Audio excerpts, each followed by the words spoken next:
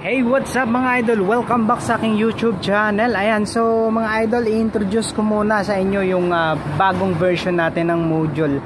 Actually, hindi naman siya bago yung laman. So, dinagdagan na natin ng additional features or dinagdagan natin ng volume control dito sa para magiging semi-parametric yung gawa ng module natin. Okay, so ito na kasi yung mga most requested sa atin ng volume na module dahil meron silang nakikita sa ibang mga gumagawa ng module na merong volume control. Okay, so sa ibang sa ibang kompetensya, so nakita ko lang siya passive pa rin na nilagyan nila ng volume control. So sa atin mga idol, iniba natin syempre active. So active tayo, ayan merong power supply diyan.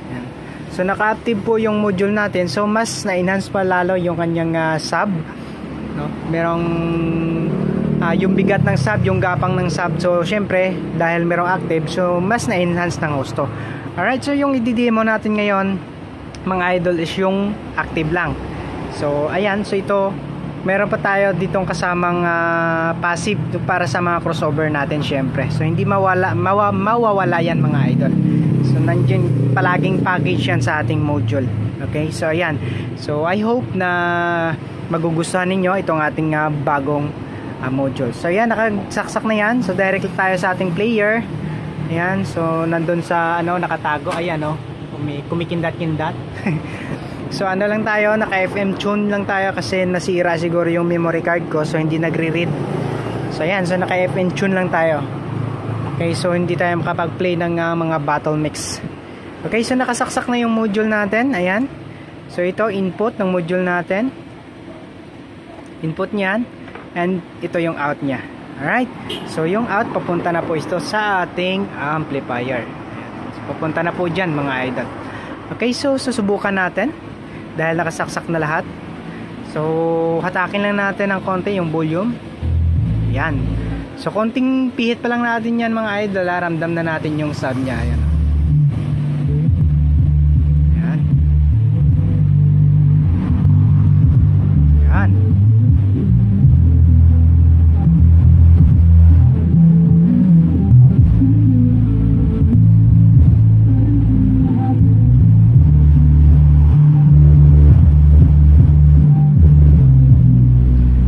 So kung mapapansin niyo mga idol, puro lang sub lang yung nilalabas niya dahil yung natin active is for sub, pure sub yung nilalabas niya.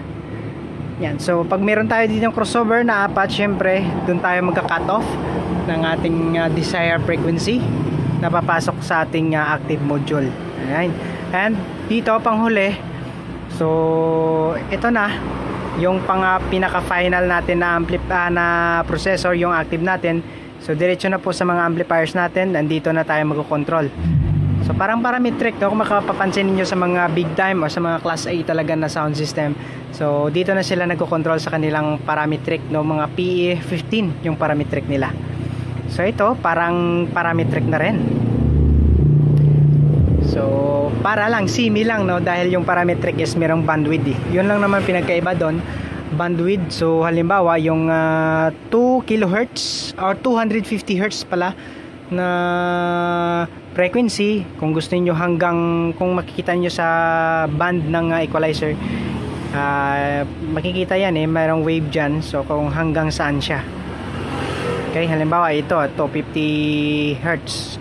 So pag ginalaw natin yung bandwidth, so pag sa pag sa graphic equalizer lang yung 250 Hz, gano'n lang siya akit na siya, parang bubundok lang siya ng gano'n, bababa na. Pag sa parametric naman, yung 250 Hz, akit yan. So pag ginalaw mo yung bandwidth, halimbawa hanggang dun, yan, so gaganon pa siya, magpa-flat siya dyan sa taas hanggang papunta dito. So depende sa pag-adjust ng inyong bandwidth. So ito yung active natin is syempre sub enhancement. Gagapang yung sub mo dito mga idol. May bigat na may tama sa dibdib.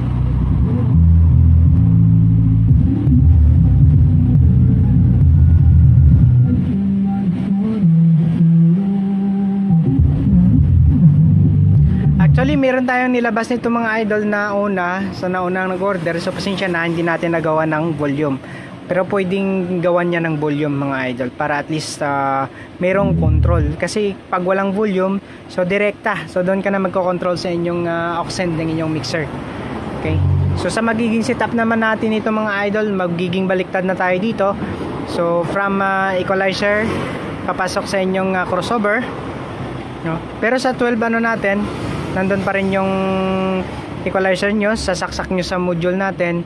And yun, from module out papunta sa ating crossover, and lalabas na po dito. So ito pinaka final na crossover natin, i-input natin sa ating module nga active para dito na po yung pinaka final natin. Okay, so meron akong gagawing merong order sa akin, dalawang active with passive module na 12 XLR yung gamit natin doon. So i-demo din natin ulit doon dahil ito ay for personal use ko lang and then for demo purpose. So kaya 8 pieces lang po yung naka panel na ginamit ko. Ayan.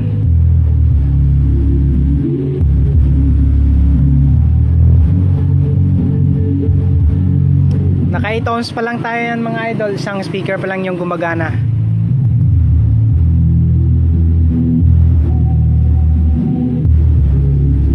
Alright, so sa balak umorder mga idol, just PM na lang sa aking Facebook profile. So meron tayong link dyan sa description sa baba. Paki-direct message na lang po ako dyan sa inyo mga idol. And maraming salamat no para ma-process natin. And yung ano natin dito, tawag dito, meron tayong promo na ilalabas nito mga idol. So sa paunahan na lang siguro no. Siguro magpo-promo tayo mga 2 months. So from ano ngayon? Mag-extend tayo. So dahil naka na tayo, 3rd week ng May na tayo. So mag-extend tayo siguro mga 2.5 months sa order nito. Magpo-promo ako mga idol. So yung original price natin is nasa 4,500. Free shipping sa mga sa original price natin. So magpo-promo tayo mga idol. Ibabagsak ko yung presyo nito sa 4K, no? 4,000 po, free shipping pa rin po outside Iloilo. Ayan. So ano pang hinihintay nyo mga idol? Just PM na sa aking messenger and order na po.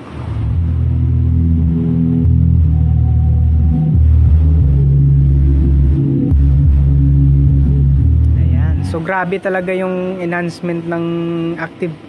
Napakataas and napakaganda ng bigay ng sub, and yon yung maitulong talaga sa inyong mga sound system mga idol. Napakaganda, laki talaga yung tulong niya. Maraming salamat mga idol.